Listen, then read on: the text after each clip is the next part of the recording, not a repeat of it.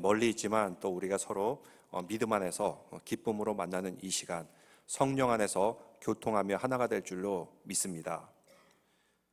코로나로 인한 팬데믹이 시작되면서 많은 사람들이 넷플릭스를 본다고 합니다. 여러분 넷플릭스 보십니까? 기도와 말씀에 전념하느라고 안 보시는 분도 많이 계실 줄 알지만 때로는 이렇게 문화생활도 하는 것도 중요한 것 같습니다. 넷플릭스에서 인기 있는 다큐멘터리가 있습니다. 콘도 마리에라는 일본 여성, 그 여성은 영어도 할 줄 몰라요. 그래서 통역관을 항상 데리고 다니면서 미국에 왔는데 정리를 못하는 사람들을 도와주는 그런 리얼리티 쇼를 진행합니다. 원래 그녀는 일본에서 정리의 여왕으로 유명합니다. 그녀가 쓴 책은 한국에서도 베스트셀러로 유명하게 되었습니다. 이런 콘도 마리에가 넷플릭스의 방송을 타면서 미국에서 많은 사람들에게 큰 이슈를 불러일으키고 있습니다. 왜 이분이 유명해졌습니까?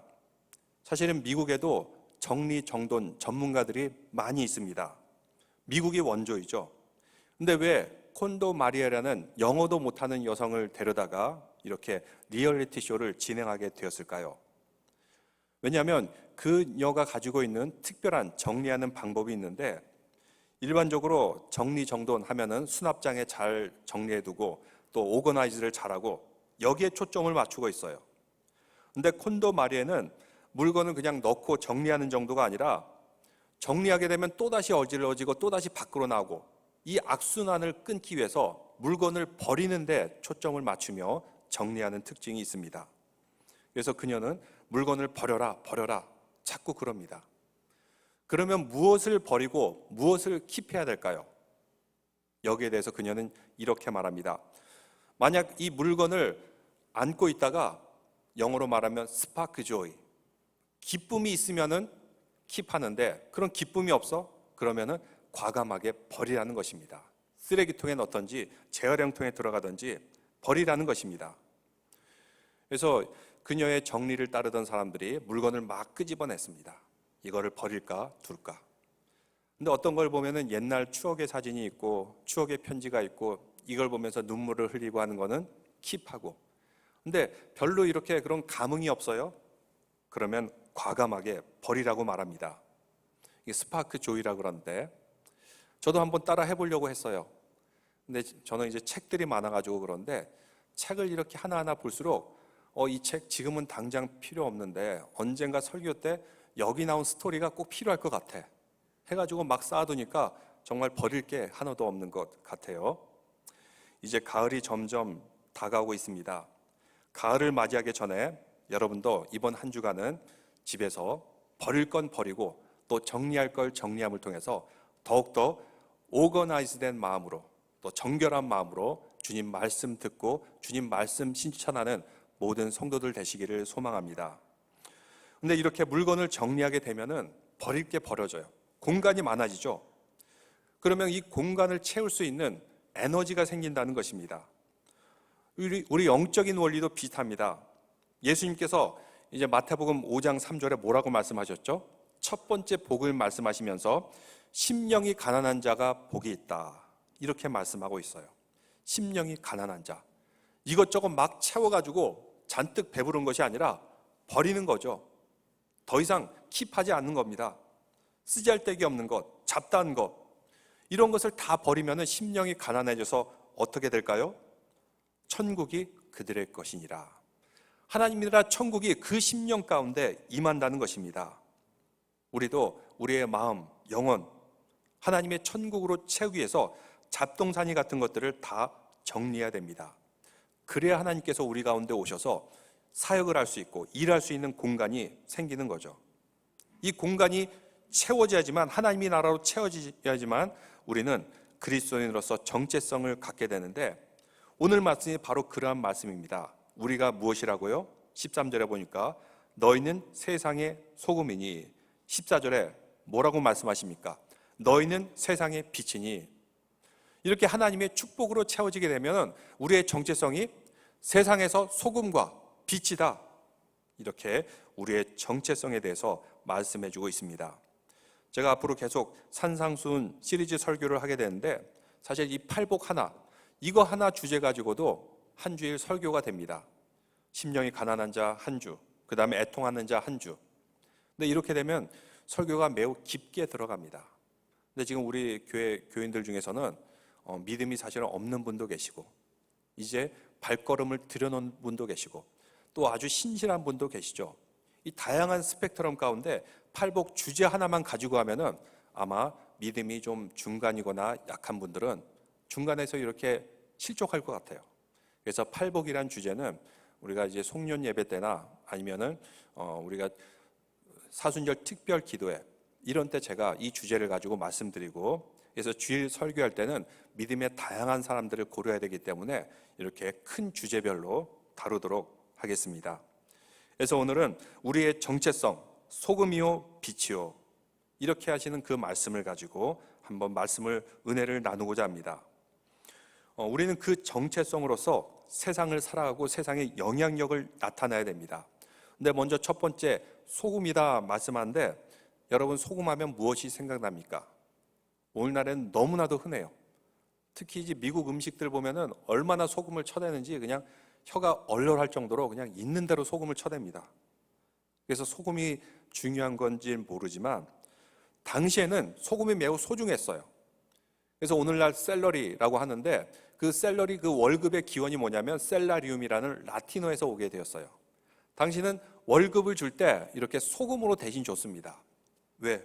그만큼 귀하기 때문에.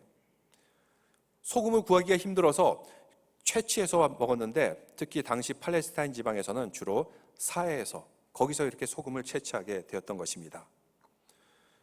이것을 가지고 이제 월급을 주기도 하고 또 음식에 맛을 내기도 했는데, 과연 이 소금은 어떤 역할을 하길래 우리로 하여금 소금이라고 말씀했을까요?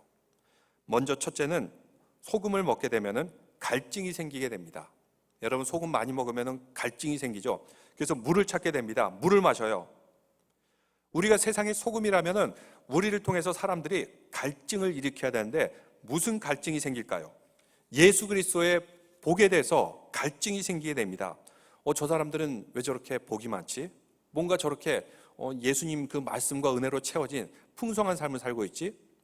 세상 사람들이 우리를 보고 갈증을 일으키도록 해야 된다는 것입니다. 그래서 산상수훈 처음에도 말씀하셨지만 천국의 복, 위로의 복, 그리고 온유함의 복, 영향력의 복, 하나님의 자녀로서의 복, 믿지 않는 사람들에게 이러한 갈증을 일으키도록 해야 된다는 것입니다. 그래서 우리를 보면은 교회 가고 싶어, 나도 크리스찬 되고 싶어, 이런 마음이 들 수 있도록 만들어야 돼요. 이렇게 소금처럼 우리는 예수 그리스도에 대한 갈증을 유발시키는 존재가 되어야 된다는 것입니다. 예수님은 우리로 하여금 생수가 되리라 말씀하셨습니다. 그래서 요한복음 4장 14절 말씀, 사마리아 여인과의 대화에서 말씀하셨는데, 내가 주는 물을 마시는 자는 영원히 목마르지 아니하리니 내가 주는 물은 그 속에서 영생하도록 솟아나는 샘물이 되리라. 예수님이 생수가 된다는 것입니다. 그래서 사마리아 여인이 물을 마시고 싶어서 우물가에 왔다가 예수님을 만나고 어떻게 했습니까? 물동이를 내버려두고 사람들을 찾아가서 예수 그리스도가 왔다, 예수 그리스도가 왔다 전하는 것을 볼 수가 있습니다. 바로 그 생수에 대신 예수님을 갈망하도록 만드는 것이 우리의 존재가 되어야 된다는 것입니다. 오늘 이렇게 교회를 보면은 참 이렇게 믿음의 스펙트럼이 너무나도 다양해요. 어떤 분은 100% 헌신하는 사람이 있고, 어떤 분은 70%, 어떤 분은 30%, 어떤 분은 거의 제로, 어떤 분은 마이너스, 이런 분들까지 너무나도 이렇게 스펙트럼이 다양한데, 그런데 왜 이렇게 이분들이 교회에 오셨을까요? 어떻게 보면은 믿음이 마이너스 내지는 제로에 가까운 분도 있는데, 일단은 교회에 발을 들여놓게 됩니다. 왜 그랬을까요? 교회 공동체에 가면은 뭔가 있을 것 같은 갈증이 유발되거든요. 교회 가고 싶다. 내가 예수님이 누군지는 잘 모르지만 교회에 있는 사람들 뭔가 틀리다. 그래서 믿음 생활 안 하던 분도 교회에 오고 이렇게 신앙생활 같이 하는 사람들과 어울리고, 이런 모습을 우리는 볼 수가 있는데, 우리 크리스찬들이 바로 그러한 소금과 같이 교회에 대해서, 예수 그리스도에 대해서 갈증을 유발하는 그런 존재가 되어야 된다는 것입니다. 또 소금은 제사 드릴 때 사용합니다. 그래서 레위기 2장 13절 말씀에 보니까 내 모든 소재물에 소금을 치라. 내 하나님의 언약의 소금을 내 소재에 빼지 못할지니 내 모든 예물에 소금을 드릴지니라. 소재가 무슨 제사죠? 곡식의 가루를 가지고 드리는 제사예요. 근데 곡식 가루만 그냥 드리는 것이 아니라 여기에 소금도 함께해서 드리라는 것입니다. 예배를 드릴 때, 제사를 드릴 때 꼭 필요했던 것이 바로 소금이었던 것입니다. 우리는 하나님께 산 제사를 드리는 존재입니다. 산 제물이 되기 위해서는 우리는 예수 그리스도의 그 소금의 맛을 함께 가지고 세상을 살아가야 된다는 것입니다. 제물이 그냥 죽은 제물이 아닙니다. 살아있는 제물입니다. 그래서 로마서 12장 1절에 이렇게 말씀합니다. 형제들아, 모든 자비하심으로 너희를 권하느니 너희 몸을 하나님이 기뻐하시는 거룩한 산 제물로 드리라. 이는 너희가 드릴 영적 예배니라. 왜? 소금을 넣어야지만 그 제사와 예배는 변하지 않기 때문에, 제물이 변하지 않기 때문에 소금을 치게 됩니다. 그래서 레위기에 소금 언약이라는 단어가 나옵니다. 제물에 소금이 쳐져 있으면 썩지 않아요. 부패하지 않아요. 그 제사, 그 마음 영원하다는 것입니다. 그래서 소금 언약 하면 대를 이어서 몇천 년이 지나가도 이어지는 그 하나님과의 언약의 관계가 변치 않는다는 의미를 가지고 있습니다. 당시 속담에 친구를 맺을 때, 언약을 맺을 때 우리 사이에 소금이 있다라는 그런 용어를 씁니다. 변치 않는 관계라는 뜻을 가지고 있습니다. 이러한 소금은 썩지 않도록 방지합니다. 냉장고가 없던 시절에는 고기를 썩지 않게 하기 위해서 그 고기에다가 소금을 쳤어요. 그래야지만 고기가 부패하지 않기 때문입니다. 마찬가지로 우리가 세상을 살아갈 때 세상의 악과 죄로 물든 곳에서 같이 썩지 않도록 우리는 방지하는 역할을 해야 된다는 것입니다. 만약 소금이 그 맛을 잃고 세상에 들어가면 어떻게 될까요? 예수님께서 13절에 말씀하시기를 그 맛을 잃으면 무엇으로 짜게 하리요? 후에는 아무 쓸데없어 다만 밖에 버려져 사람에게 밟힐 뿐이니라. 소금이 어떻게 맛을 잃을 수 있을까요? 소금은 그 자체로 맛을 잃을 수 없어요. 근데 당시에는 소금을 구할 때 사해 같은 데서 구하게 되는데 그 사해 같은 데서 채취하게 되면 돌도 함께 섞여 있어요. 흙하고 같이 섞여 있습니다. 같이 섞여 있는 이 소금을 국에다 넣으면 소금기만 빠지겠죠. 아니면 고기에다가 이렇게 문질러 가지고 소금기를 내게 되는데 이 돌덩이에 소금이 다 빠져요. 그러면 이것은 돌밖에 안 돼요. 어떻게 하죠? 밖에 던져서 버리게 됩니다. 그런 사람들이 밟고 지나갈 뿐이라는 것입니다. 마찬가지로 소금으로서 그 존재가 가치를 잃게 되고 맛을 잃게 되면은 밖에 버려져 쓸데없는 돌멩이와 하나도 차이가 없다는 것입니다. 오늘날 우리들의 현실이 어떻습니까? 우리는 크리스찬으로서 세상 사람들과 아니면 세속에 찌들어 있는 사람과 뭔가 차이가 있고 구분이 되어 있지는 않습니까? 조지 바나라는 유명한 기독교 통계 연구소 자료에 의하면 크리스찬이 있어요. 크리스찬들과 믿지 않는 사람들, 이런 사람들과 도덕적인 삶, 윤리적인 삶이 거의 차이가 없다는 것입니다. 예를 들면 10대들, 크리스찬인 10대들이 있습니다. 크리스찬이 아닌 10대들이 있어요. 얘네들이 똑같이 약물을 복용한다는 것입니다. 약물 복용하는 그 퍼센티지가 믿는 사람이나 믿지 않는 사람이나 똑같다는 것입니다. 이것은 결혼 생활이나 사업이나 비즈니스나 정직하고 거짓말하고 이런 차이가 크리스찬과 난 크리스찬이 사실은 별로 차이가 없다는 통계가 나왔습니다. 엊그제도 뉴욕에서 어떤 한인 변호사가 지금 정부의 구제 비용을 허위로 900만 달러나 타냈어요. 걸려들었는데 호플리 그 사람이 크리스찬이 아니기를 바랍니다. 근데 이렇게 크리스찬이나 난 크리스찬이나 그 정직성, 비도덕성 이 수준을 보면은 별 차이가 없어요. 우리는 이 세속화되고 죄 많은 세상에서 우리가 소금으로서의 역할을 얼마나 감당하고 있습니까? 그래서 예수님께서 우리가 소금이라고 말씀하실 때 그 소금은 죄악으로 물들어가는 곳을 막아야 됩니다. 예수 그리스도의 뜻으로 정직하고 윤리적으로 바르게 세울 수 있도록 우리 크리스찬들이 역할을 담당해야 됩니다. 어떤 분은 한국에서 비즈니스를 하시던 분인데 좋은 대학을 나온 그 훌륭한 인재인데 미국으로 갑자기 이민 오게 되었어요. 왜 그러셨어요? 라고 했더니 본인이 이런 얘기를 합니다. 그분은 한국에서 한참 벤처기업 열풍일 때 아주 한국의 최고의 인재들만 모아서 벤처기업을 만들었어요. 무슨 사업이냐면 게임 사업이에요. 근데 게임을 만들려고 연구를 하다 보니까 모든 초점이 어디에 맞춰졌냐면 어떻게 하면 게임을 계속하도록 만들까? 중독성을 유발하는데 그 비즈니스가 온갖 초점이 맞춰져 있어요. 한마디로 이 게임을 하면 인간이 정신을 버리는 겁니다. 중독에서 헤어나지 못하게 만드는 거예요. 내가 크리스찬으로서 도저히 이것은 못하겠다 하면서 그 비즈니스 나와서 미국으로 차라리 그냥 이민을 왔다, 이런 분이 계세요. 또 어떤 분은 한국에서 소위 말하는 그 좋은 직장에 다니시다가 그것을 그만두고 미국으로 이민 오셨어요. 왜냐 봤더니 맨날 술 마시고 죄를 저지르고 이런 삶이 너무나도 싫었던 것입니다. 나는 좀 가정적이고 싶어. 가정을 더 돌보고 싶어. 그래서 이 좋은 회사로 과감하게 사표를 내고 미국으로 오셨다, 이런 얘기를 들었습니다. 이렇게 썩어가는 세상에 들어가서 소금 같은 역할을 해야 되지만 사실 세상은 너무나도 세속적이고 오히려 믿음으로 살려는 사람들, 그렇게 살지 못하도록 너무나도 많이 방해를 하기 때문에 차라리 나오는 경우를 볼 수가 있습니다. 우리의 삶은 어떻습니까? 여러분의 세상을 살면 어떻습니까? 이렇게 혼란과 쇠속과 죄악에 있을지라도 우리는 그곳에서 계속해서 소금의 역할을 감당해야 됩니다. 바로 이것이 우리의 사명이에요. 그럼을 통해서 그 직장과 일터와 비즈니스가 점점 예수 그리스도를 닮아가도록 변화시키는 것, 바로 그것이 우리의 몫입니다. 미국이란 나라, 처음에 청교도들이 왔을 때 그 공동체를 만들고 그 나라를 세울 때 캐치프레이즈가 있었어요. 어떤 캠페인이었냐? 우리는 이 나라의 소금과 빛이 되자. 사실 청교도들이 소금과 빛된 역할을 하기 위해서 이 나라를 처음 세우게 되었고, 그런 가치가 그래도 가장 역사적으로 보면 성공적으로 이루어진 곳이 바로 이 미국입니다. 그래서 세계 어느 나라 비교해 볼 때도 윤리나 도덕이나 인권에 대한 지수가 가장 높아요. 물론 완벽하지는 않습니다. 완벽한 데가 어디 있어요. 그나마 그래도 미국이란 나라가 소금과 빛의 정신으로 이루어졌기 때문에 가장 높아요.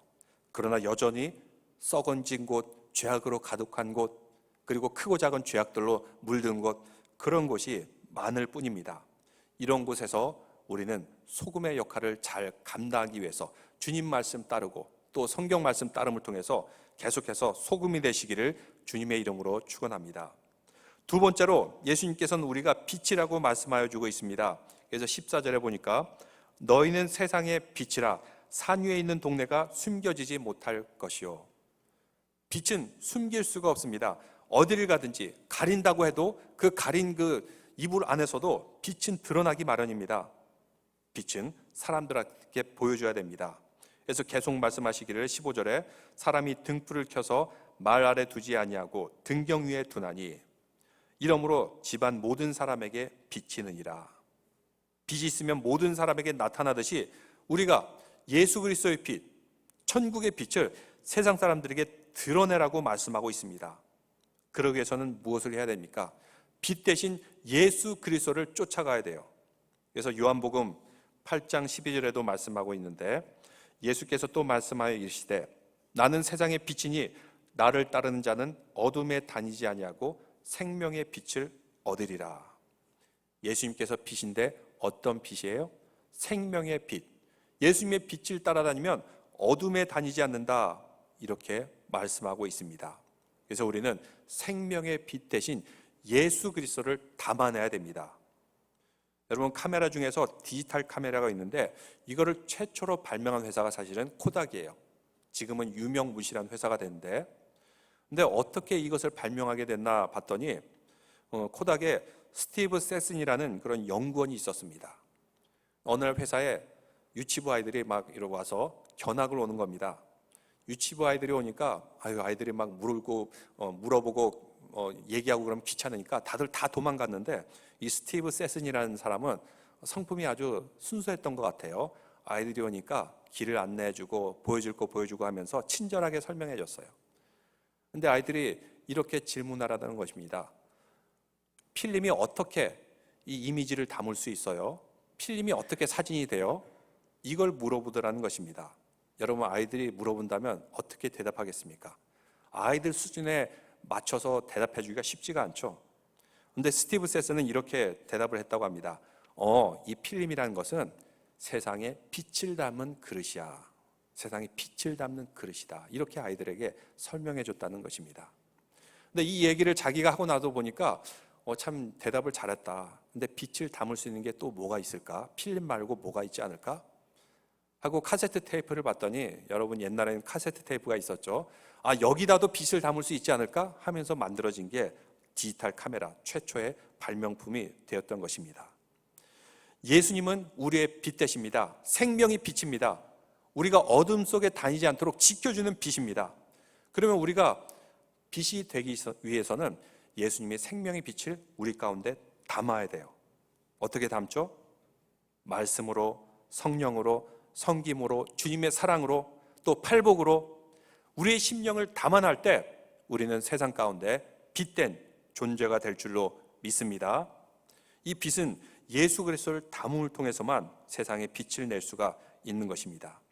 그래서 사도 베드로도 이렇게 말합니다. 베드로전서 2장 9절인데, 너희는 택하신 족속이요 왕같은 제사장이요 거룩한 나라요 그의 소유가 된 백성이니 이는 너희를 어두운 데서 불러내어 그의 기이한 빛에 들어가게 하신 이의 아름다운 덕을 선포하게 하려 하심이라.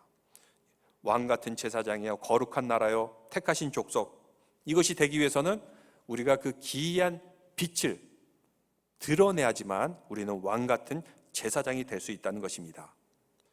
빛이 있으면 이렇게 어둠을 몰아낼 수가 있어요. 깜깜한 어둠, 어떤 커다란 불도저로도 밀어낼 수가 없어요. 포크레인으로 파낼 수가 없어요. 그런데 조그만 촛불이 들어오면 그 어두움은 환하게 밝혀질 수가 있는 것입니다.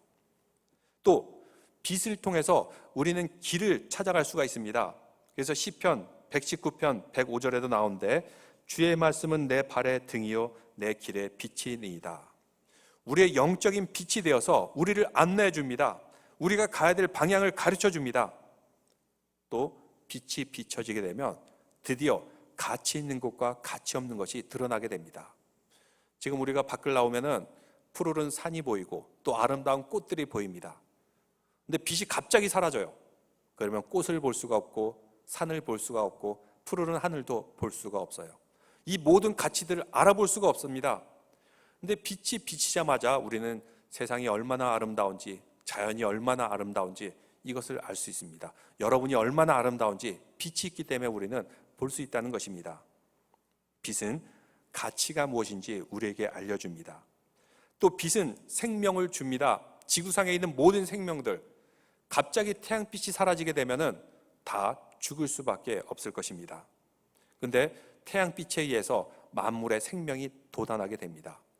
하나님께서 천지를 창조하실 때 빛이 있으라, 바로 하나님의 그 빛이 세상을 창조하게 되었고 세상을 운행하게 되었고 흑암과 어둠을 몰아내고 이 땅 위에 생명을 주고 우리를 이 땅에 보내셨던 것입니다. 그래서 계시록 2장 1절과 5절에 말씀하는데, 만약 이 빛을 잃게 되면 어떤 일이 생기는가? 요한계시록 2장 1절에 보니까, 에베소 교회의 사자에게 편지하라. 오른손에 있는 7별을 붙잡고 7 금촛대 사이를 거느신 이가 이르시되, 5절, 그러므로 어디서 떨어졌는지 생각하고 회개하여 처음 행위를 가지라. 만일 그리하지 아니하고 회개하지 아니하면 내가 내게 가서 내 촛대를 그 자리에서 옮기시리라. 우리가 예수 그리스도의 빛을 내야 되는데 예수 그리스도의 빛을 담아내지 못하고 그 빛을 내지 못해요. 그러면 그 촛대를 어떻게 해요? 옮기신다. 원어로 말하면 remove, 없애버린다, 제거한다, 이렇게 말씀하고 있습니다. 역사를 봐도 그렇습니다.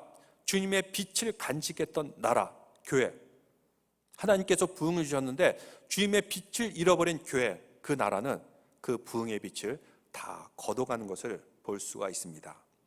우리 교회는 소금을 담아야 될 뿐만 아니라 예수 그리스도의 빛을 닮은 등대가 되어야 됩니다. 만약 이 모든 역할을 잃게 된다면 교회도 그 나라도 다 제거된다, 성경에서 말씀하고 있습니다. 우리의 사명, 우리는 세상을 살아가면서 빛 대신 존재로 살아가야 됩니다. 예수 그리스도의 빛을 바라며 살아가야 됩니다. 이 빛을 담는 그릇이 되어야 됩니다. 한국교회는 그 초창기에서부터 세상의 소금과 빛된 역할을 하였습니다. 그 어두움의 시절, 왕조 시대로 인해서 모든 백성들이 피폐해졌고 나라는 일본에 의해서 빼앗긴 그런 어두움의 시절, 그때 한국교회는 초기에 세상의 소금과 빛의 역할을 감당했습니다. 타락한 그 세상 가운데 소금의 역할을 하였고, 또 짓눌려서 지식이 없어서 고난당하던 백성들에게 학교를 세워서 지식의 빛을 주고 또 지혜의 빛을 주고 또 소외된 사람들을 위로하여 주는 그런 빛 대신 사명을 감당하였습니다. 그래서 우리에게도 계속해서 말씀하여 주고 있습니다. 우리는 누구인가? 소금과 빛이다. 과연 소금과 빛된 역할을 하며 살아가고 있습니까? 이렇게 보면 우리 성도들은 그래도 서로를 위해서 소금과 빛된 역할을 잘 감당하는 것을 볼 수가 있습니다. 고난당한 사람, 어려움 당한 사람, 지금 사회적 거리두기 시기인데도 불구하고 서로 접촉하기를 서로가 두려워하는 그런 시기인데도 불구하고 가서 돌봐주고 음식을 해주고 또 병원에 가는 거 차도 태워주고, 바로 이것이 우리가 빛과 소금된 역할을 감당하는 것입니다. 제가 아는 어떤 분이 계신데 이분은 간암에 걸렸는데 미국에서 치료 안 받고 한국에 가시더라고요. 한국이 여러 가지로 이렇게 일이 잘 진행이 되니까. 근데 미국은 병실이 이렇게 1인 1실인데 한국은 여러 사람이 이렇게 같이 쓰는 그런 병실에 들어가게 되었어요. 근데 거기서 이제 언제 죽을지 모르는 그분들에게 복음을 전합니다. 예수 그리스도 믿으세요. 천국 가세요. 근데 어떤 사람은 이것을 비꼬듯이 말하면서 천국이 어디 있습니까? 예수님이 어디 있습니까? 이렇게 그를 핍박하더라는 것입니다. 어느 날 밤이었습니다. 잠을 자려고 하는데 암 환자들은 고통스러워서 잠을 잘 못 자요. 근데 그 집사님은 이렇게 고통스러워서 잠을 못 자는 분에게 발을 이렇게 주물러 드리면서 이분을 주무실 수 있도록 이렇게 계속해서 발을 주물러 드리면서 주무실 수 있도록 하더라는 것입니다. 근데 다음 날 됐더니 그렇게 복음을 전하면 비웃고 그리고 안 믿겠다는 사람이 이렇게 얘기하더라는 것입니다. 당신을 보면서 당신이 어제 이렇게 발을 이렇게 주물러 주면서 마사지하는 것을 보고 내가 예수님의 모습을 보았습니다. 이렇게 고백을 하더라는 것입니다. 여기에 이분이 감동받아가지고 헤어스타일을 우리가 명화에서 볼 수 있는 예수님 헤어스타일처럼 이렇게 길게 하고 다니는 모습을 보게 되는데, 내가 예수님을 나타내는구나, 예수님을 보여주는구나, 그런 사명을 가지고 사시는 분도 계십니다. 그래서 암 치유 다 받고 지금은 건강하게 잘 살고 계신데, 이렇게 우리는 세상을 살아가면서 예수 그리스도의 빛을 비추는 존재가 돼야 돼요. 또 썩어가고 죄악이 물든 세상, 더 이상 죄악에 부패하지 않도록 방지하는 소금의 역할을 감당해야 됩니다. 이번 한 주간을 살아갈 때도 우리의 삶 가운데 있는, 우리의 마음 가운데 있는 잡동사니들 다 치우시기를 바라고, 천국이 우리 가운데 임함을 통해서 가정에서, 세상에서, 일터에서 소금과 빛된 역할 감당하시는 믿음의 성도들 되시기를 소망합니다. 기도드리겠습니다.